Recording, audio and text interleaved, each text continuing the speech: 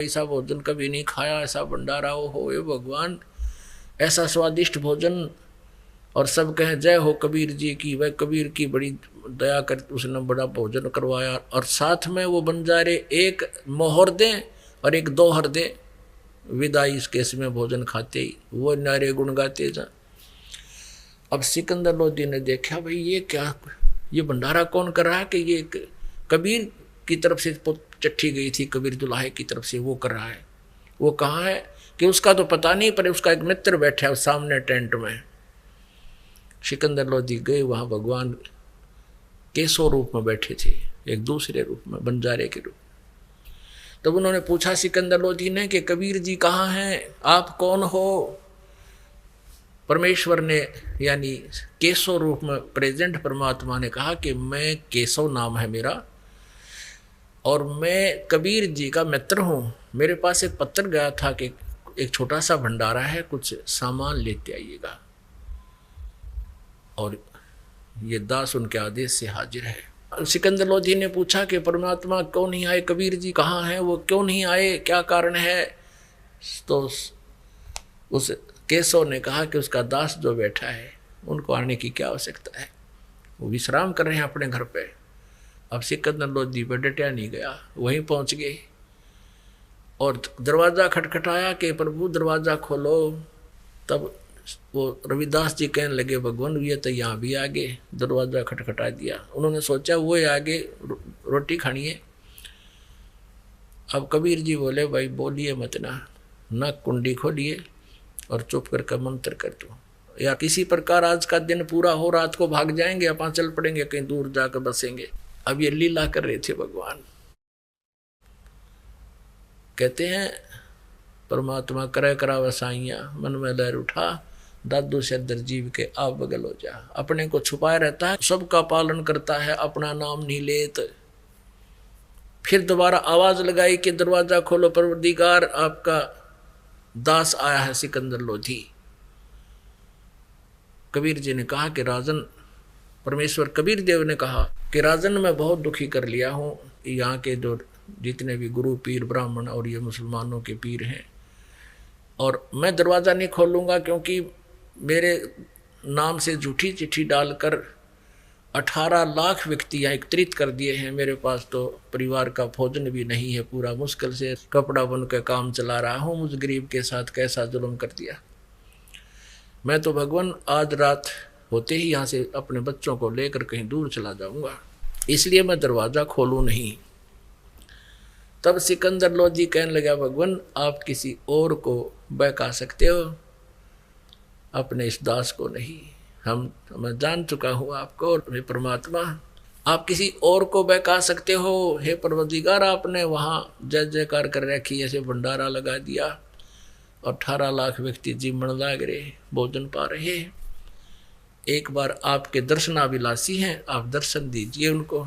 सभी कह रहे हैं वो ऐसा कौन है, वो महापुरुष कौन है, वो सेठ महान आत्मा जिसने इतना सुंदर भोजन और इतना जो है ना दान कर दिया हमारे को। तब कबीर जी ने दरवाज़ा खुलवाया। सिकंदर लोधी ने दंडोत प्रणाम किया मुकुट समेत चरणों में और कहा प्रभु एक बार इस हाथी पर बैठकर चलो, दुनिया देखती चला मेरे भगवान को। क्योंकि सिकंदर लोधी हाथी पर विराजमान था। नीचे उतरा, हाथी पर परमात्मा को बैठाया, रविदास जी को बैठाया और स्वयं भी बैठ गया।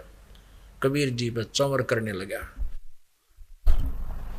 जो ही कबीर परमेश्वर जी अपनी झोंपड़ी से बाहर आए, कुटिया से, आसमान से फूलों की वर्षा होने लगी, सुगंधित फूलों की वर्षा।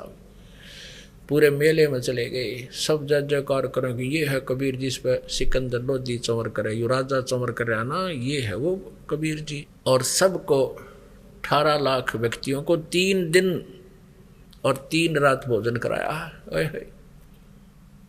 और सबको प्रत्येक भोजन के बाद ऐसे ही एक दोहर और एक मोहर दे रहे थे।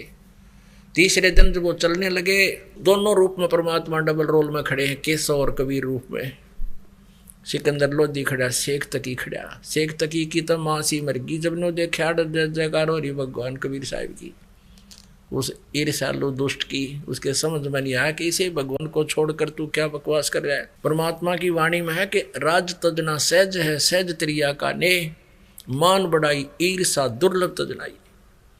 इंसान जब मान बढ़ाई और ईर्षा छोड़ देता है, ये देवता बन जा और भगवान पा सकता है, लेकिन वो छूटती नहीं। इसी रोग से ग्रस्त था शेख तकी सिकंदर लोधी का धार्मिक गुरु।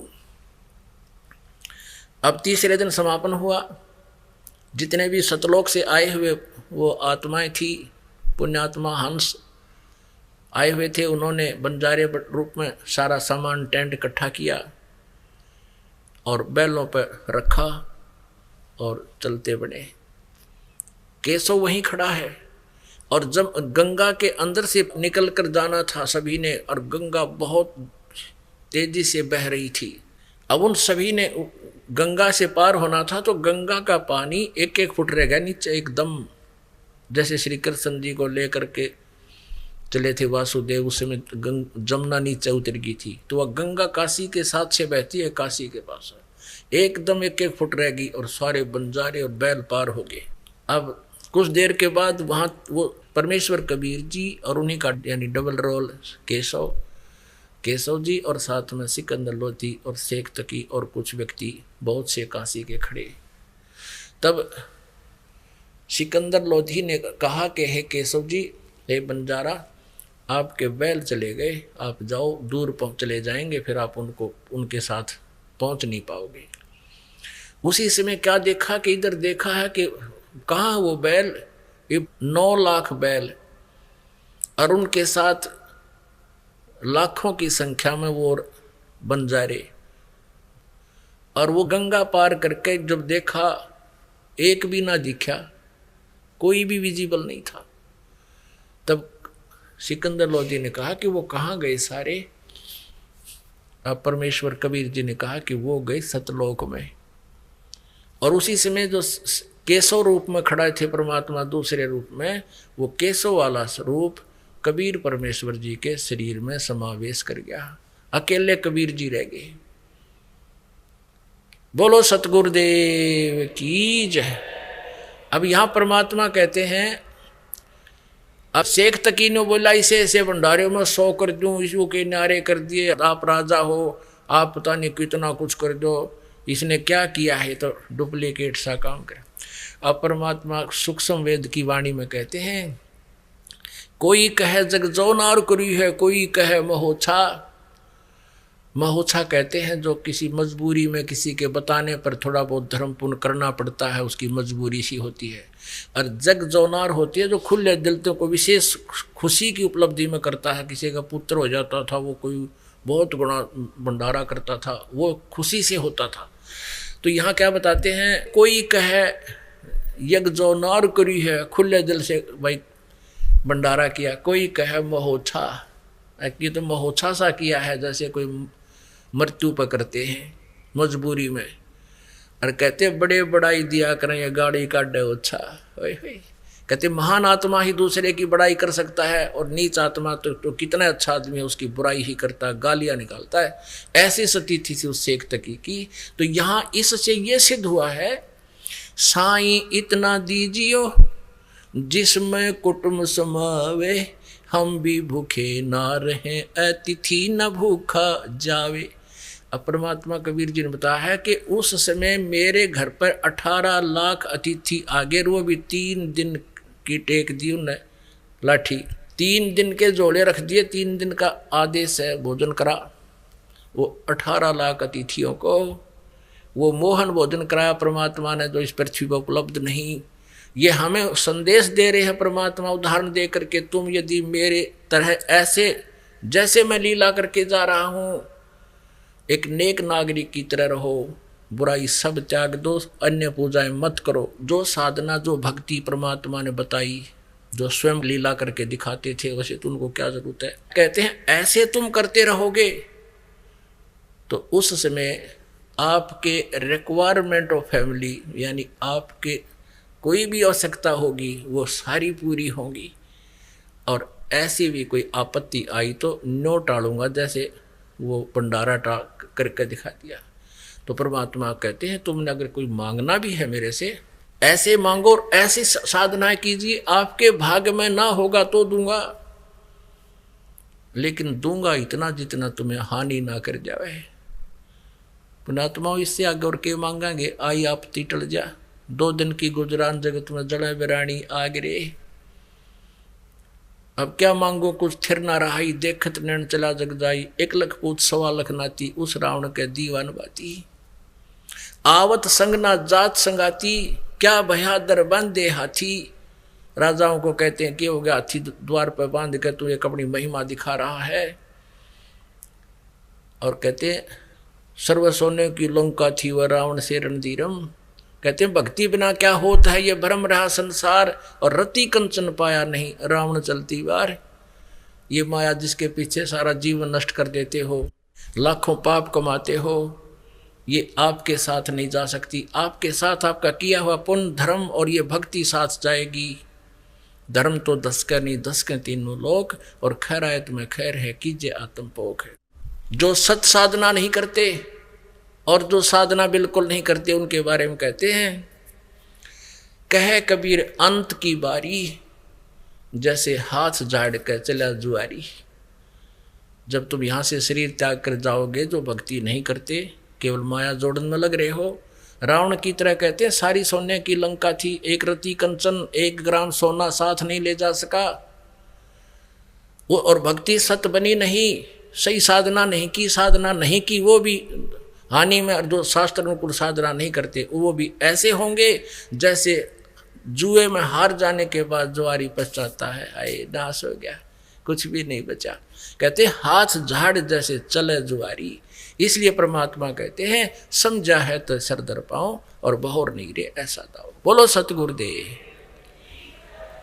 सत साहिब। बंदी छोड़ कबीर परमेश्वर जी, पूर्ण ब्रह्म, सारी सृष्टि के रचनहार, ये हम सब आत्माओं के जनक हैं, हम सब के पिता हैं। हम अपनी गलती के कारण, हम अपनी नालायकी के कारण इस काल के जाल में फंस गए हैं। और हम अपने परम पिता सर्व सुखदाई दयालु परमात्मा से दूर हो गए। श्रीमद् भगवत गीता अध्याय नंबर 15 के श्लोक नंबर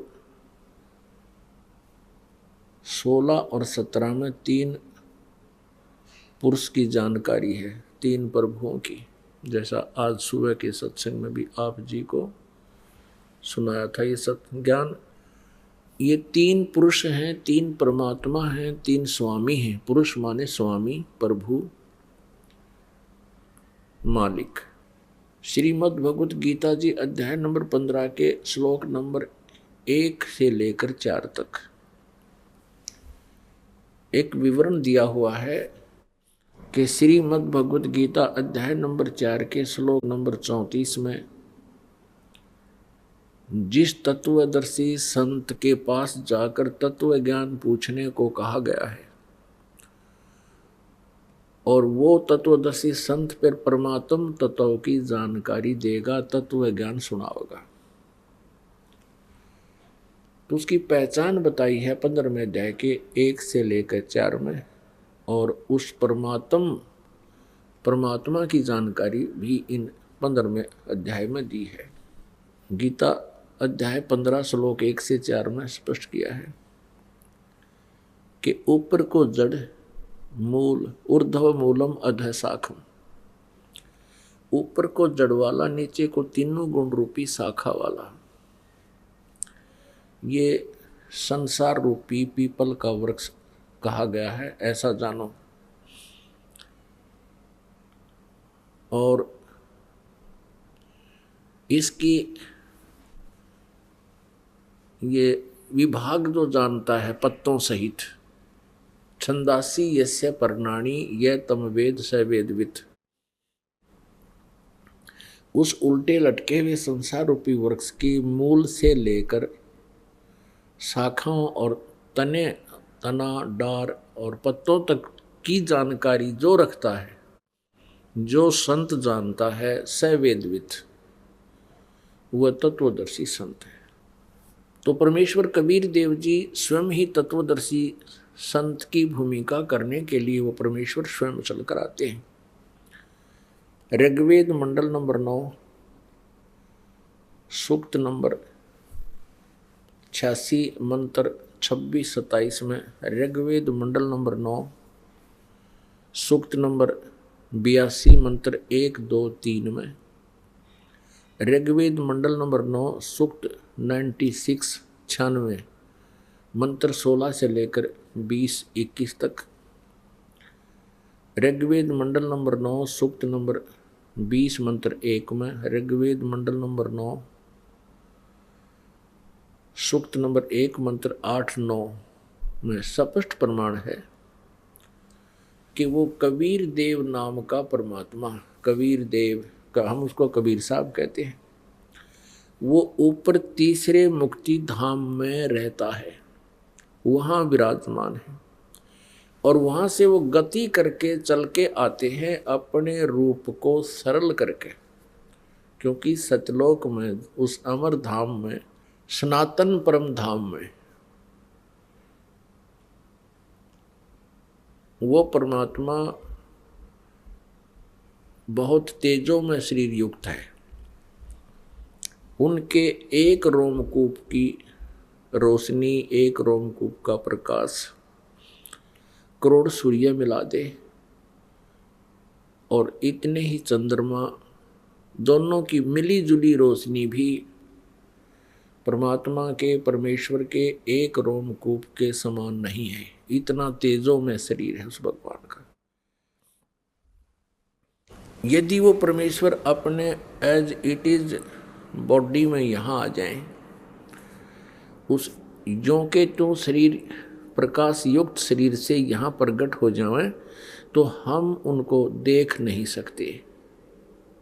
सबकी आंखें बंद हो जा, चरम दृष्टि उनको सहन नहीं कर सकती उस प्रकाश को। इसलिए वो परमेश्वर अपने रूप को हल्का करके, सरल करके यहाँ प्रकट होते हैं। अच्छी आत्मा को, पुण्य आत्मा को, जो दृढ़ भक्त होते हैं उनको मिलते हैं, फिर उनको तत्व ज्ञान से परिचित कराते हैं और फिर वो परमात्मा सहशरीर आते हैं, सहशरीर चले जाते हैं। वो परमात्मा फिर अपने तत्व ज्ञान को, अपने उस यथार्थ ज्ञान को अपने मुख कमल से बोलते हैं। इसलिए श्रीमद् भगवत गीता अध्याय नंबर 4 के श्लोक नंबर 32 में कहा है कि जो यज्ञों की जानकारी, यज्ञ माने धार्मिक अनुष्ठानों की जानकारी, गीता जी अध्याय नंबर 4 के श्लोक नंबर 25 से लेकर 31 तक कहा है। उसमें सभी साधक कोई कैसी साधना करता है, कोई हठ योग करता है, कोई स्वाध्याय करता है, कोई देवताओं की पूजा करता है, कोई प्राण अपान की क्रियाओं में ही लगा रहता है, कोई अहिंसा वादी व्रतों को ही करता है। तो इस प्रकार के चौथे अध्याय के 32वें श्लोक में कहा कि इस प्रकार के धार्मिक अनुष्ठानों की जानकारी विस्तार के साथ सच्चिदानंद घन ब्रह्म की वाणी में, जैसे आज सुबह दिन में भी बताया था, यही जानकारी दी थी आपको, क्योंकि ये अध्यात्म ज्ञान है और आप जिन कभी सुना नहीं, इसलिए बार बार आपको ये आवर्ती करके आपके कंठस्थ कराया जा रहा है। क्योंकि हमने अज्ञान को भी ऐसे ही सुना है, हजारों बार सुन रखा है, फिर वो फाइनल हो गया, वो गलत ज्ञान भी हमने ठीक लगने लग गया। अब सत्य ज्ञान को भी इतना ही सुनना पड़ेगा, तभी ये हमें स्वीकार्य होगा और हम परमात्मा को पहचान पाएंगे।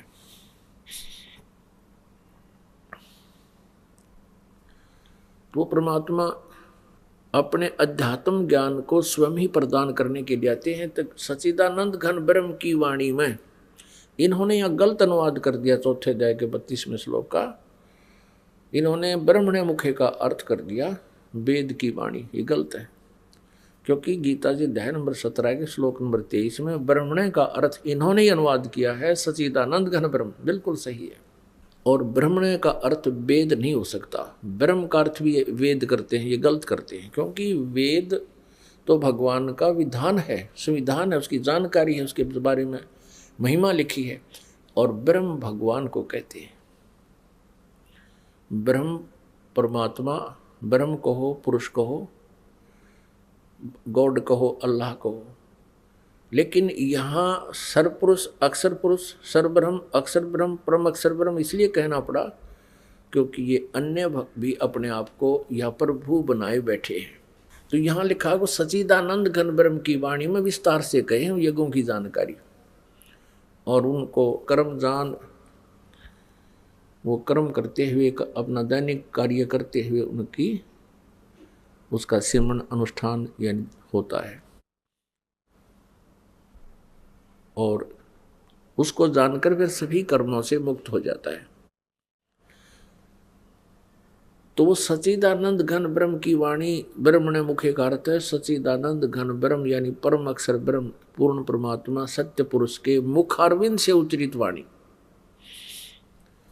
उसमें विस्तार से कहा, तो उस वाणी में परमेश्वर कबीर देव जी ने कहा है 15वें अध्याय का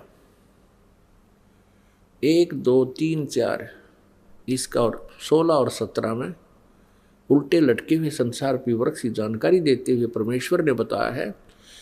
अब गीता अध्याय नंबर 15 का श्लोक नंबर 1 में स्पष्ट किया है कि जो संत, जो व्यक्ति, जो कोई भी इस संसार रूपी वृक्ष के सभी विभागों को पत्तों सहित बता देगा, जड़ से लेकर टहनी तना सब कुछ बता देगा, वो तत्वदर्शी संत है, वो वेद के तात्पर्य को जानने वाला है।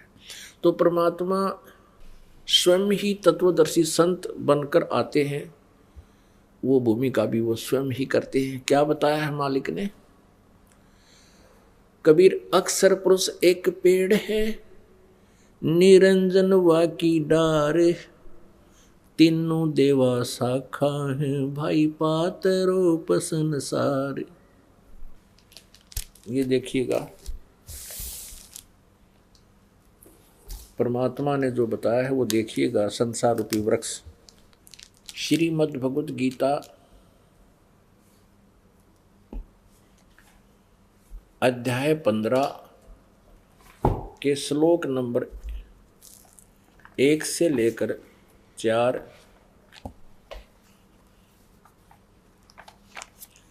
इसमें लिखा है। प्रथम श्लोक में 15वें अध्याय के में ऊर्ध्व मूलम अधः शाखम, और परमात्मा ने एक ही दोहे में ये सभी वर्णन कर दिया। ये है श्रीमद् भगवत गीता, जयदयाल गोविंद का इसके अनुवादक है, गीता प्रेस गुरुकुल से प्रकाशित है। ये 15वां अध्याय है, पंचदशो अध्याय। प्रथम श्लोक, ऊर्ध्व मूलम अधः शाखम, अश्वत्थम प्राहु अव्यम, छंदासी यस्य प्रणानि यह तम वेद स वेदवित्। इन्होंने अनुवाद किया है, आदि पुरुष परमेश्वर मूल वाले, यानी इस संसार रूपी वृक्ष की जड़ जो है ये तो है पूर्ण परमात्मा, आदि पुरुष परमेश्वर, पूर्ण ब्रह्म, मूल वाले, और अधः शाखम नीचे को शाखा वाले। इस संसार रूपी पीपल के वृक्ष को अविनाशी कहते हैं, यो अविनाशी रचना है उस मालिक की। और छंदासी यस्य प्रणानी, जिसके पत्ते वगैरह ये विभाग हैं उसके। ऊर्ध्व मूलम अधः शाखम, ऊर्ध्व मूलम अधः शाखम, अश्वत्थम प्राहु अव्यम, छंदासी यस्य प्रणानी, यानी इसके छंद विभाग, जड़, तना, मोटी डार, शाखा और ये पत्ते, प्रणानी माने पत्ते। और जो इस पूरे संसार रूपी वृक्ष की सभी विभागों को बता देता है, इसके छंद यानी विभागों को बता देता है। स वेदवित्, वो तत्वदर्शी संत है। परमात्मा ने, कबीर देव जी ने अपनी अमृतवाणी में, सच्चिदानंद घन ब्रह्म की वाणी में कहा है, कबीर अक्षर पुरुष एक पेड़ है, निरंजन वा की डार, निरंजन इस सर्व ब्रह्म को कहते हैं, सर्व पुरुष को। तीनों देवा रजगुण ब्रह्मा, सतगुण विष्णु, तमगुण शिव जी, तीनों देवा शाखा हैं और पात रूप संसार। परमात्मा ने कितनी सिंपल लैंग्वेज में, साधारण भाषा में बता दिया। 15वें अध्याय का पूरा सारांश कि अक्षर पुरुष एक पेड़ है। ये जमीन से जो बाहर दिखाई देता है जो पोर्शन, उसको पेड़ बोलते हैं। ये सारा एक पेड़ हो गया। अक्षर पुरुष एक पेड़ है। निरंजन वाकी डार,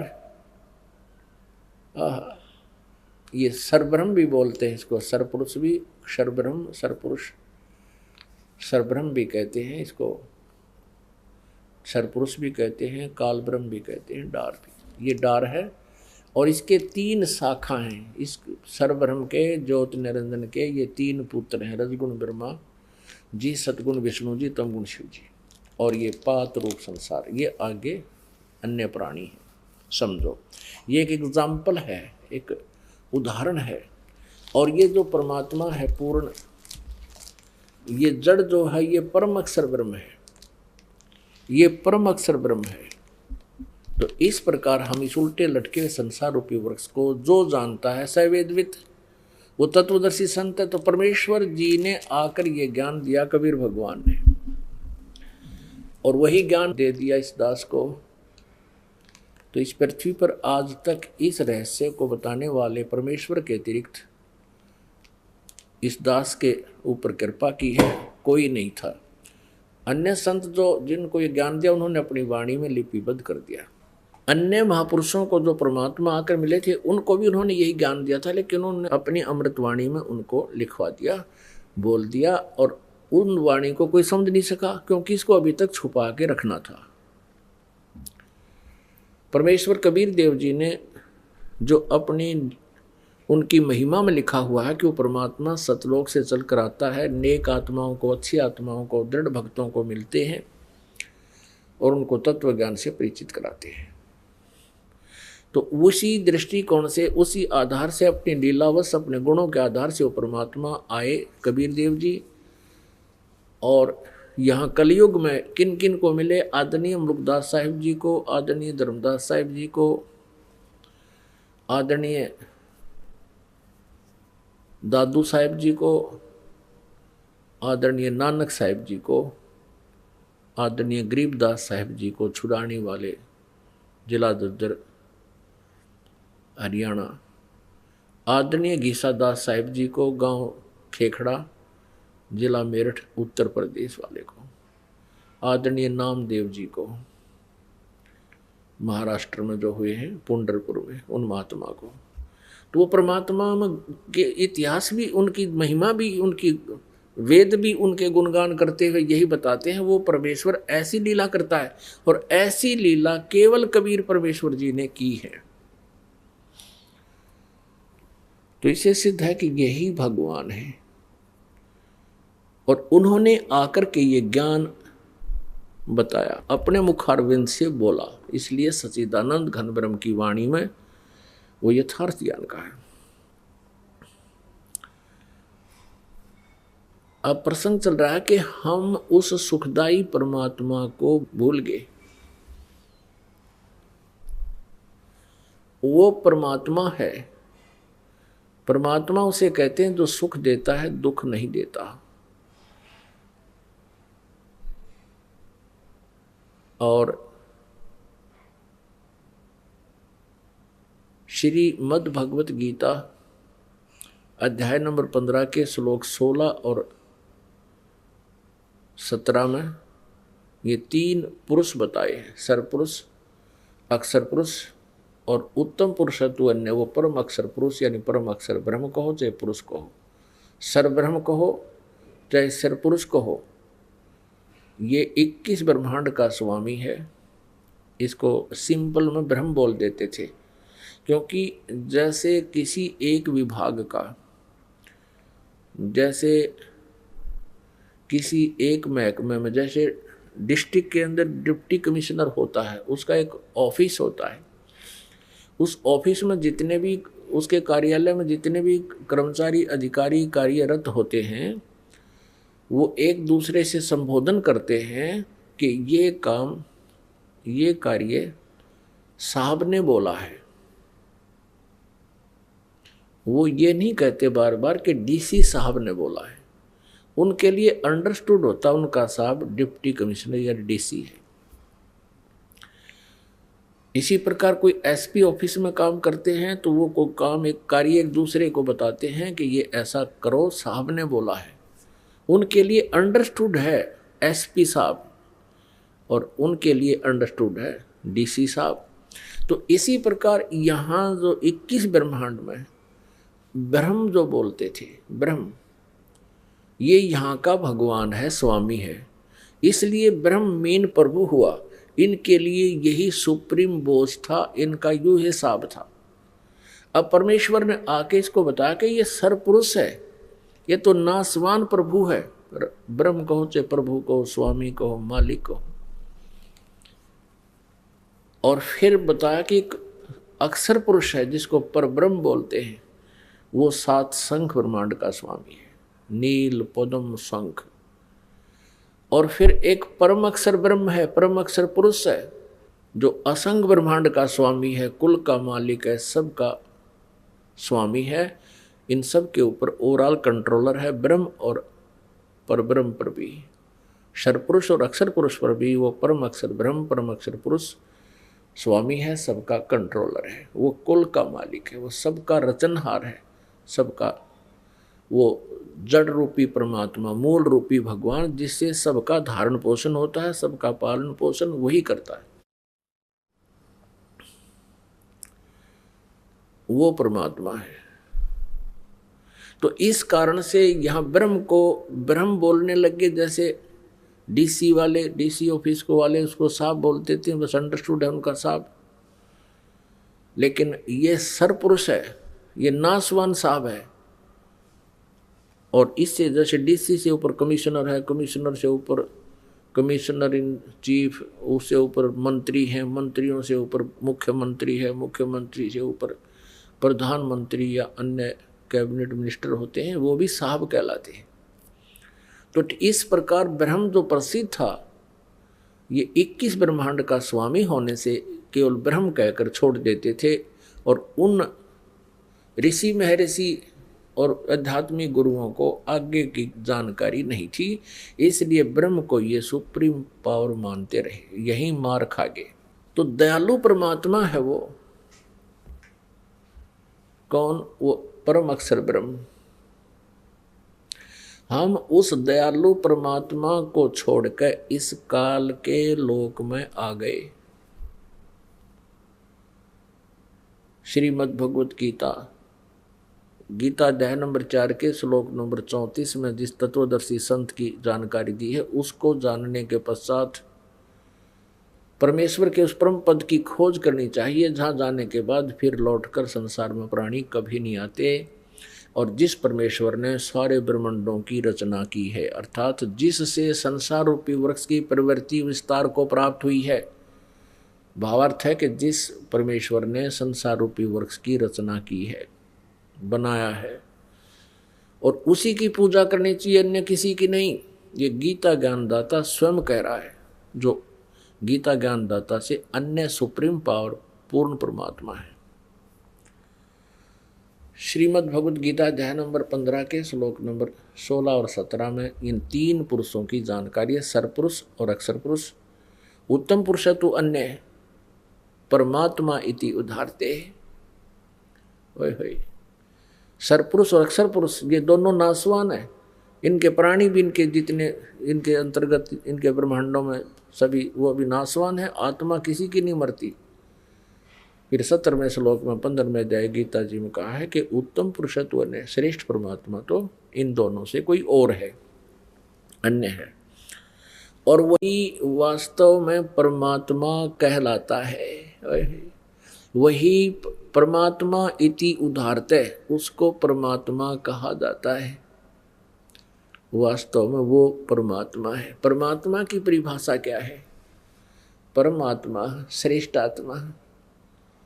अपनात्मा यहाँ के मालिक को परमात्मा कैसे कहें? इस ब्रह्मांड के अंदर जो जुल्म हो रहा है जीव के साथ, कोई कुत्ता बनाया है, कोई गधा बना है, कोई किसी योनि में कष्ट पा रहा है।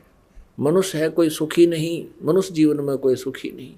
किसी का हाथ कट गया, किसी कोई अंधा है, कोई लंगड़ा है, कोई लूला है। पहले तो ये मन एजेंट छोड़ दिया इसने इस आत्मा के ऊपर, एक मिसगाइडर छोड़ दिया, इसका गाइड बना दिया। लेकिन ये करता है मिसगाइड इसको, अपने स्वार्थवश और जीव को यहाँ फंसाए रखने के लिए और परेशान करने के लिए इसने मन के को अपना एजेंट छोड़ रखा, आत्मा के साथ जोड़ दिया। गधे और गाय को एक ही रस्से से बांध दिया टाइट। अब दोनों के स्वभाव में बहुत अंतर होता है, गाय और गधे के। आत्मा गाय है, मन गधा है। इसकी सारी उल्टी नेचर है, आत्मा की नेचर इसके विपरीत है। वो सीधा साधा अपने अच्छे काम करना चाहता है, परमात्मा भक्ति चाहता है। तो पहले तो ये मन सारी बकवाद करवाता है। देखो भोजन कितना सुंदर आहार है, खाना बनाओ, रोटी बनाओ, हलवा बना लो, पूरी बना ले, कचौरी बना ले, सब्जी, दही, बड़े, किशमिश, काजू, सेब, संतरे, कितने सुंदर आहार है। लेकिन इसने कर्म बिगड़वाने से मतलब है बीड़ी पी होगा। जब बस सीख लेंगे एक दूसरे ने, कितना आग लगी सारे का। बताया बीड़ी पीने की चीज है, हुक्का पीने की वस्तु है। और ये मांस खाते हैं एक जीव को मार के, अंडे फोड़ के खाते हैं। अंडे का अंदर से निकला हुआ वो पदार्थ, उसको देख के भी उल्टी गिर जा, ऐसा गंध है उसमें। और उसको मुंह का लाकर फोड़ के पी जाते हैं। और तेरा गजब है। तो ये मन सारे कुक्रम करवाता है, शुक्रम नहीं करवाता। और फिर जैसे कोई चोरी करता है, कोई डाके मारता है, कोई हत्याएं कर देता स्वार्थवश पैसे के लालच में, और फिर उसको भोगने पड़ते हैं। अब ये काल क्या कहता है कि मैंने तो एक न्यायाधीश बैठा रखे हैं और उसको आदेश दे दिया है कि जो जैसे कर्म करे वैसे फल दे दे। अब ये कर्म तो आप गलत करवा देता है और फिर सजा का पात्र प्राणी खुद होता है। तो जिस कारण से यहाँ कितना कष्ट हमारे ऊपर आया हुआ है। अभी बताया आपके किसी की बेटी मर गई, किसी का बेटे की मृत्यु होगी, कोई स्वयं किसी बीमारी से ग्रस्त है, कोई किसी टेंशन से, या क्या बुरा हाल है प्राणी का। एक्सीडेंट के दुर्घटना के अंदर पूरा परिवार का परिवार नष्ट हो जाता है, मृत्यु को प्राप्त हो जाता है। किसी को कैंसर है, कोई किसी रोग से ग्रस्त है, कोई किसी टेंशन से ग्रस्त है। इस स्थिति को देखकर क्या यहाँ के भगवान को, क्या यहाँ के मालिक को भगवान कह सकते हैं? क्या ये परमात्मा कहने योग्य है? कभी नहीं। ये परमात्मा नहीं है। परमात्मा का अर्थ है जो दुख ना दे, सुख ही सुख दे। इसलिए श्रीमद् भगवत गीता अध्याय नंबर 15 के श्लोक नंबर 16 और 17 में 3 प्रभुओं की पहचान बताई। 3 पुरुष, सरपुरुष और अक्षर पुरुष तो ये नासवान है, इनके अंतर्गत जितने प्राणी वो भी नासवान हैं, ये भी दुखी हैं। जन्म मृत्यु जहाँ वहाँ दुख ही दुख है।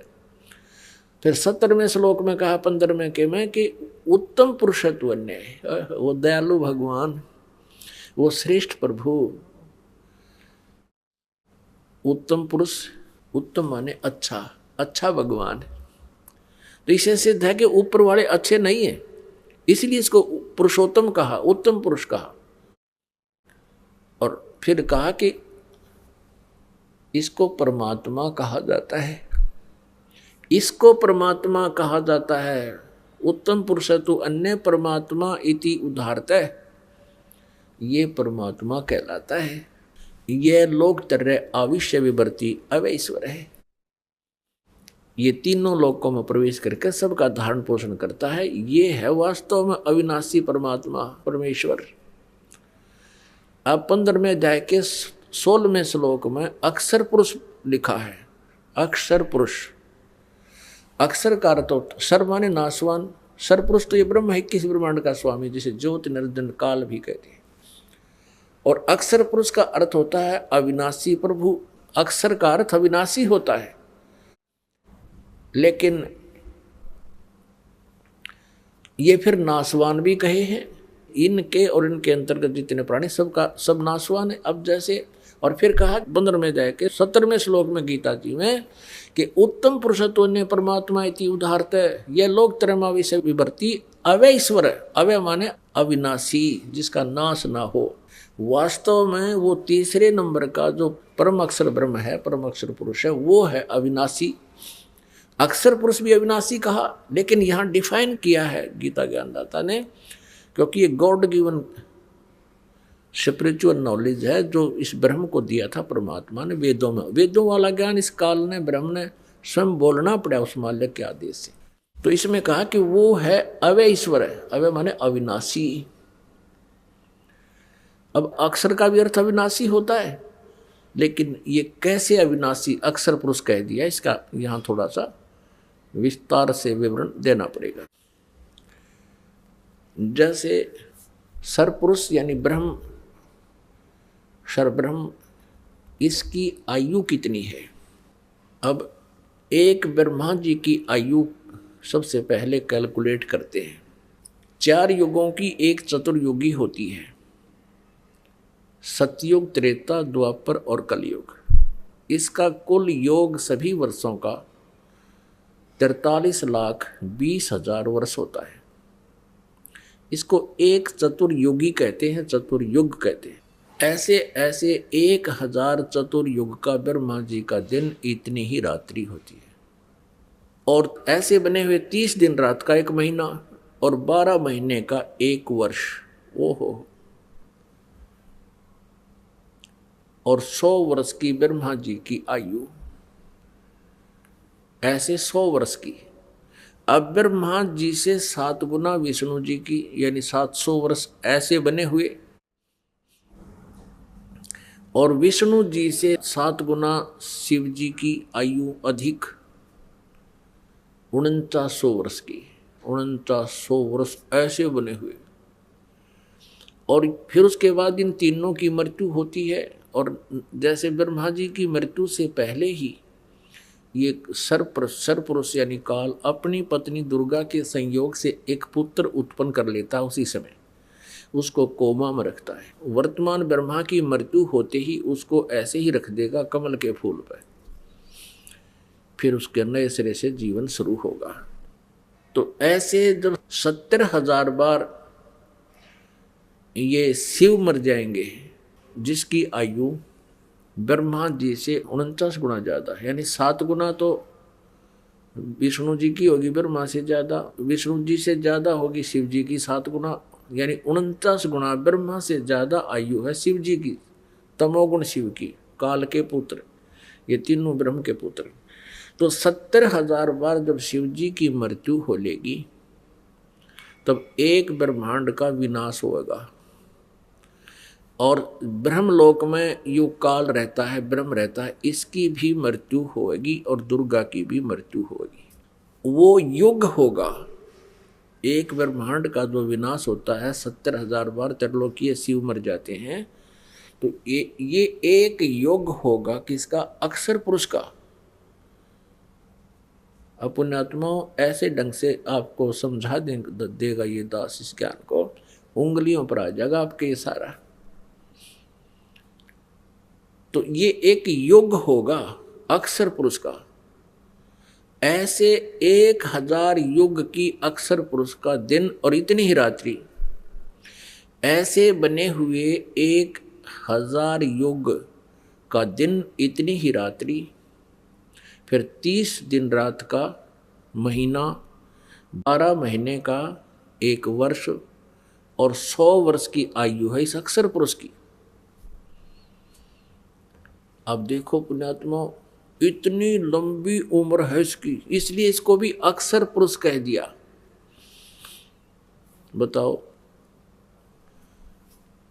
और फिर भी इसकी मृत्यु। अब परमात्मा कबीर देव जी अपनी सच्चिदानंद घन ब्रह्म की वाणी में कहते हैं एती उम्र बुलंद मरेगा अंतरे, क्योंकि सतगुरु लगे न कान न भेंटे वो संतरे।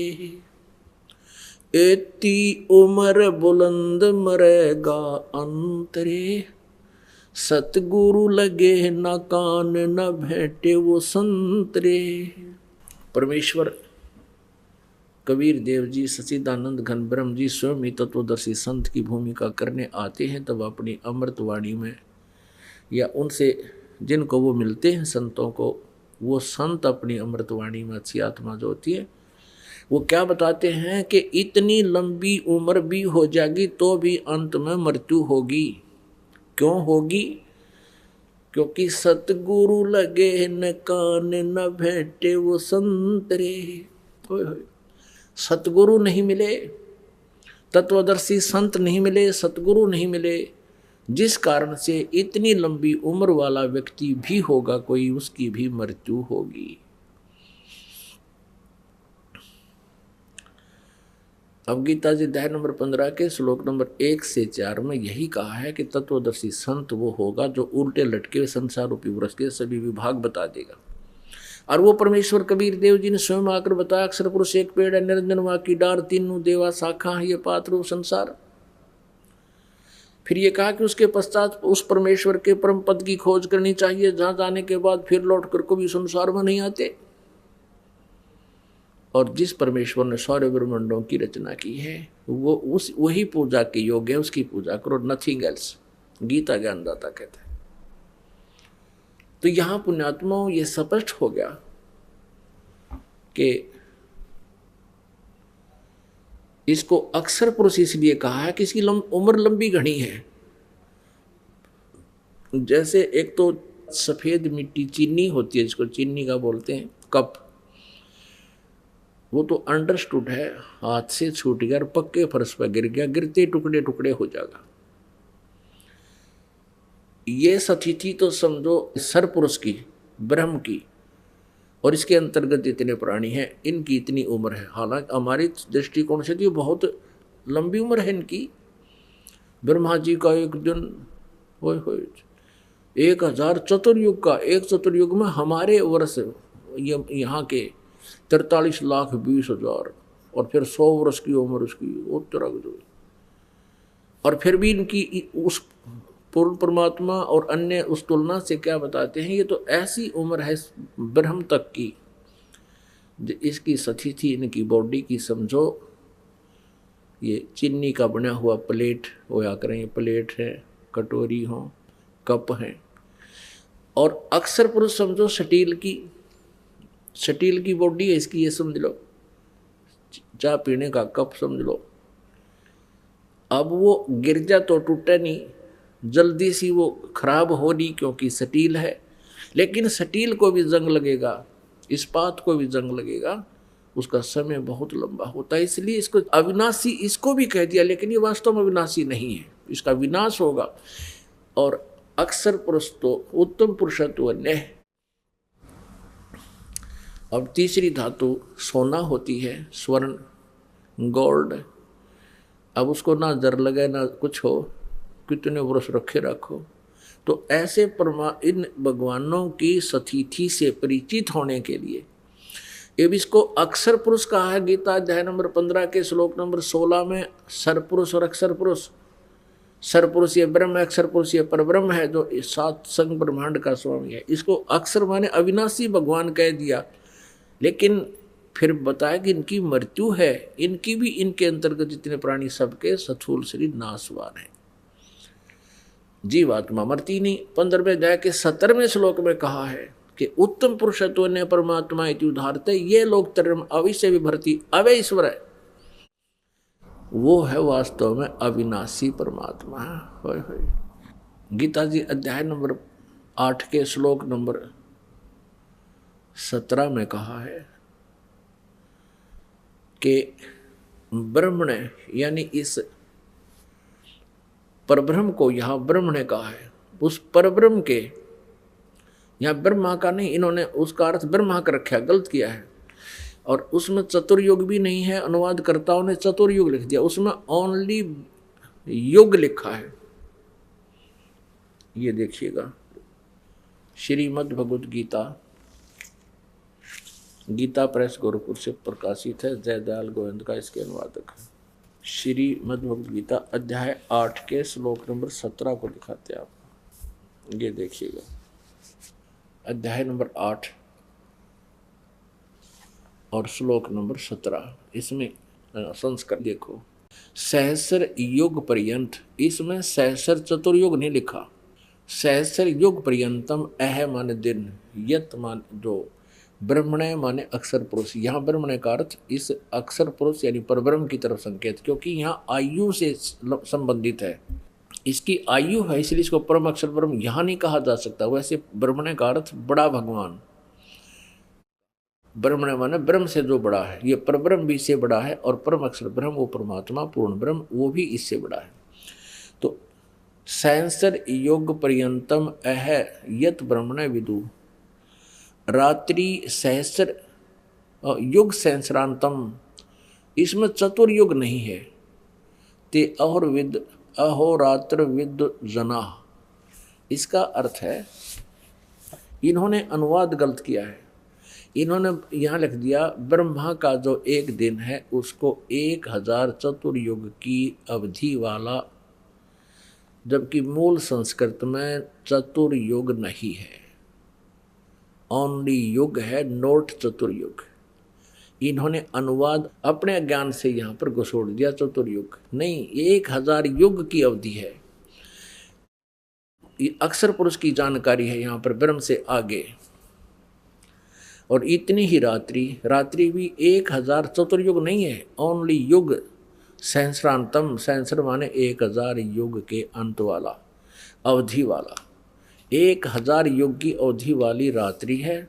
और जो व्यक्ति तत्व से जानता है वह योगी जन अहोरात्रविद, वो इसके सही भेद को जानता है, इस दिन रात को सही बता सकता है, जो तत्वदर्शी संत होगा। अब ये स्पष्ट हो गया कि इन्होंने अनुवाद में बहुत गड़बड़ी कर रखी है अपनी अज्ञानता के कारण, यह चतुर्युग नहीं आना चाहिए।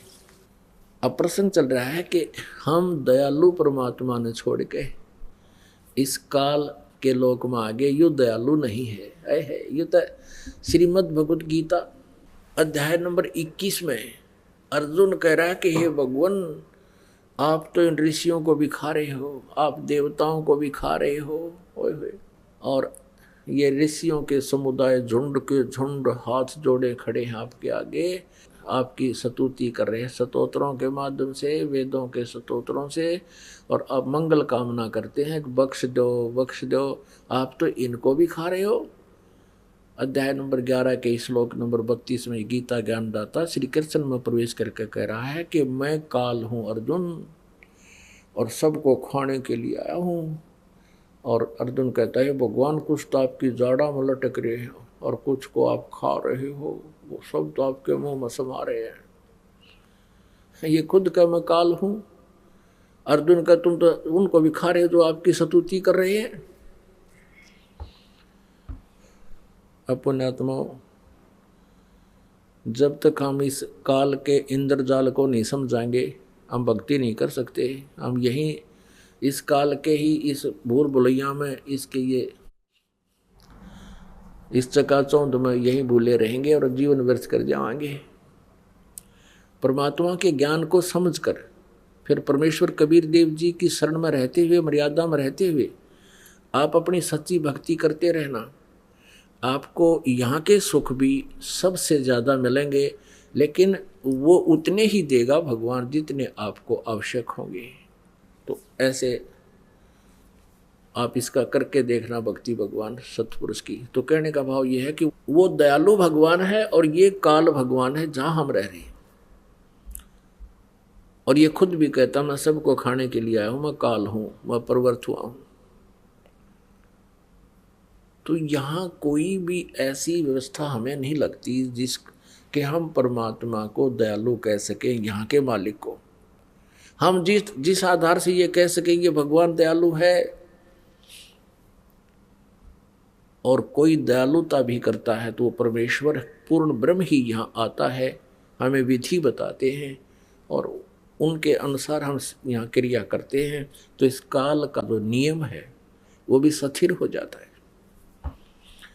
काल का नियम है कि जिसकी जितनी आयु निर्धारित है उसकी मृत्यु उस समय निश्चित होगी, और जिसको कोई आपत्ति आनी है उसके प्रारब्ध में संस्कार में है तो वो भी उसने भोगनी ही पड़ेगी। और पूर्ण परमात्मा सतपुरुष कबीर देव जी की शरण में इस दास के माध्यम से यथार्थ मंत्र का जाप करते हुए मर्यादा में रहोगे, आप जी के ऊपर कोई आपत्ति आपके प्रारब्ध वाली नहीं आएगी। और आपकी मृत्यु होनी हो आपके संस्कार में, वह मृत्यु भी नहीं होगी। तो ये है दयालु परमात्मा पूर्ण ब्रह्म। इस काल के आपत्ति वाले जो इसके हथियार हैं, जो इसके नियम हैं, उनको भी स्टेबल कर देगा, स्थिर कर देगा, जाम कर देगा। अब यहाँ कुछ एक भक्त कहते हैं कि भगवान को दयालु कहते हैं, यहाँ बुरा हाल हाहाकार मच रही है, दयालु कैसा हुआ? जिस लोक में ये कष्ट नहीं है वो परमात्मा वहाँ का मालिक है, और वहाँ जाने के बाद आपको कोई कष्ट नहीं होगा। जरा मरण मोक्षाय मम आश्रित यतंती ये ब्रह्म तत्विदु अखिल अध्यात्म कृष्णम, सभी कर्मों को और सभी अध्यात्म को जो जानता है और तत्ब्रह्म को जो जान चुका है, वो जरा मरण मोक्षाय यतंती, वे जरा और मरण से छुटकारे के लिए ही प्रयत्न करते हैं।